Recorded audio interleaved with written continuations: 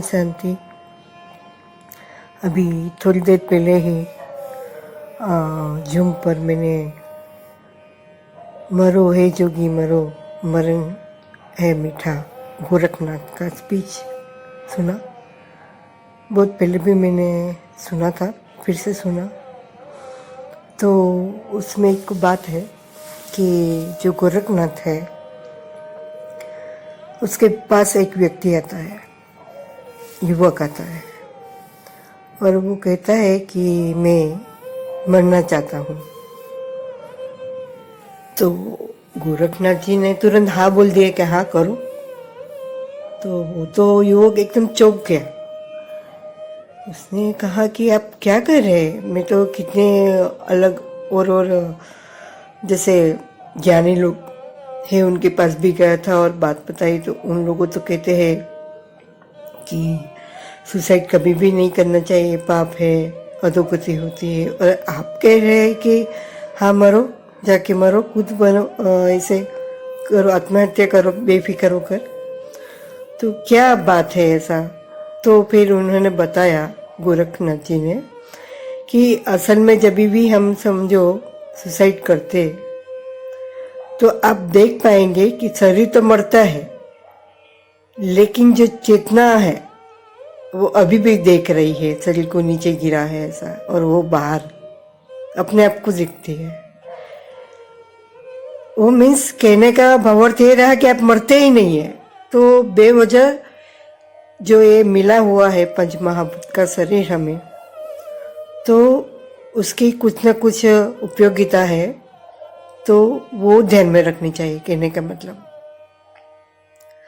तो बड़ी जो सिद्धांत की बात है कि आत्मा न जन्मती है न मरती है ना। मर रहा है वो जो भौतिक शरीर, पंच महाभूत का शरीर है, ये है, और मीठा है। मीठा क्यों कहा? कि जैसे सागर से थोड़ा सा पानी हमने निकाल दिया है, उसकी गुणवत्ता सेम सागर जैसी ही है, और कभी न कभी वो मिलेगी सागर से वापस, मटकी टूट जाएगी तो वो पानी फिर से सागर में विलीन हो जाता है, एक हो जाता है।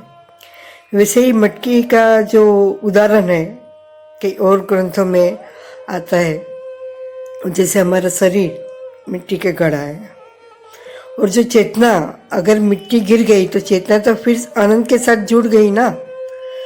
अगर उसमें अहंकार का बीज नहीं है, कर्ता का भाव नहीं है, तो वो तो परमात्मा में लीन हो जाएगी ना। तो ये बड़ी मर्म की बात है। फिर किसी ने पूछा था उससे कि हमारे ऐसे इतने महापुरुष और एकदम जैसे कृष्ण, राम, और तो आप कौन सा नाम ऐसे मेन है वो दिखा, बोलो आप। सुमित्रा नंद कैसे कोई कवि है, उन्होंने पूछा। तो उनके उत्तर में लास्ट में इन शॉर्ट कृष्ण, पतंजलि,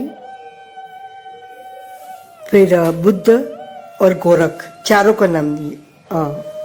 तो गोरख का इसलिए कि उन्होंने नई नई विधियाँ बताई, नई नई विधियों का खोजा, नींव रखा, मीन्स नींव है वो। और फिर एक उदाहरण में वो कोयनेर की बात बता रहे हैं कि कोयनेर है, जैसे वो खदान से निकला था तो उसका वेट ज़्यादा था, फिर उसकी जो चमक है वो निकालने के लिए धीरे धीरे तोड़ते गए, उसका वो शेप देते गए, तो फिर उसका तीसरा भाग बचा और कोई नहीं निकला। तो बड़ी बातें गहरी उसको ऐसे अंदाज से बता रहे हैं कि किसी के भी समझ में आ जाए। अगर आपको इंटरेस्ट है उसमें समझने के लिए, आप तैयार हो खुले मन से, तो ये पॉसिबल है। तो थोड़ा मैं गणू तेरा तुझको अर्पण, क्या लागे मेरा। जय योश।